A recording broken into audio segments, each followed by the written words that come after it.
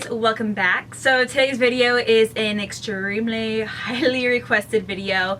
I'm going to be talking to you guys about different techniques and tips on how to get big voluminous hair. Now, I've had a lot of people comment me asking me how I get my hair looking so big without it being like perfectly done or without it being, you know, super ratty.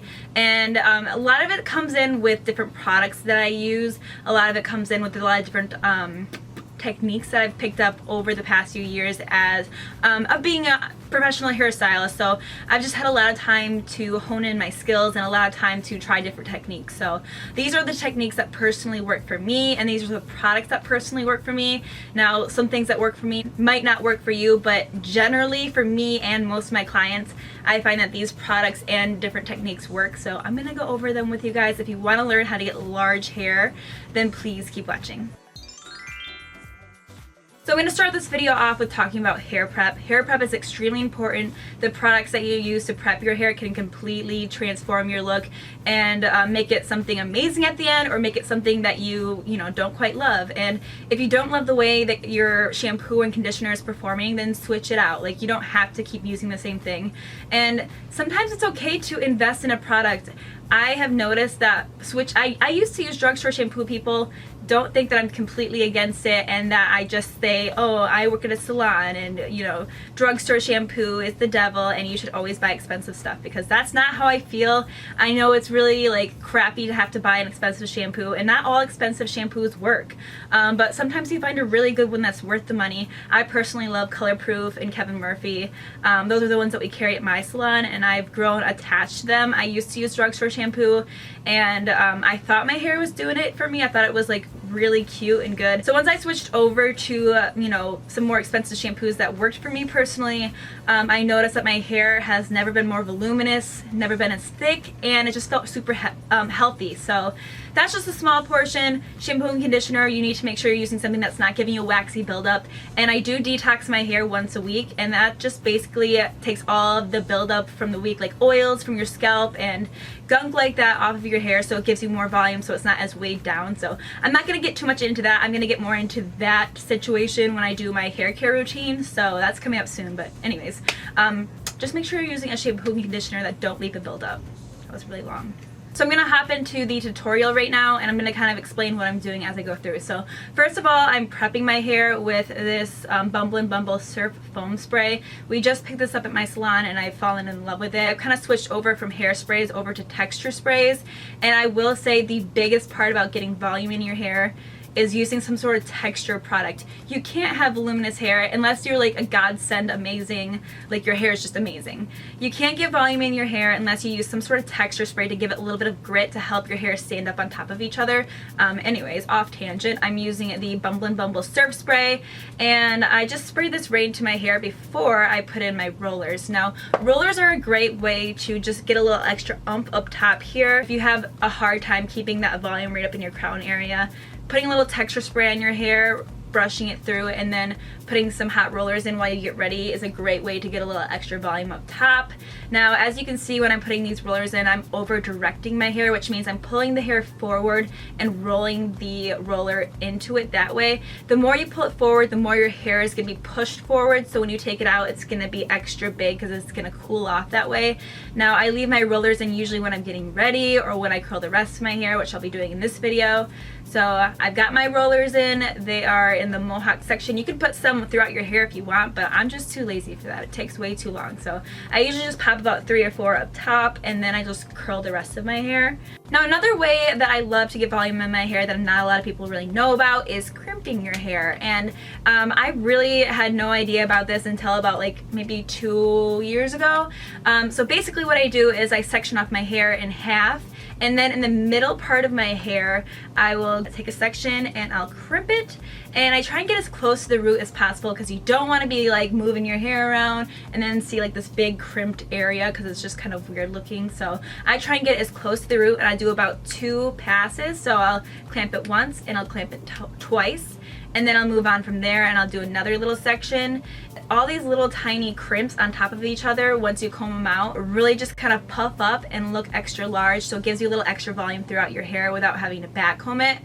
Also, it will last longer than a back comb because if you're going out camping or something and you just want to pop a couple of these bad boys in there, the crimp will stay in there until you wash it. So this little crimper is by Bedhead. It's called the TGI Little Tees. I think it was like 10 bucks at Ulta. So definitely a really good deal, and I use it all the time. Generally, curling your hair will give you more volume, so I tend to curl my hair more than straighten it because just having those curls lay on top of each other just gives your hair more volume naturally, as most of you guys already know. So here I'm curling my hair, nothing too excited that we haven't seen before, so we're gonna move on.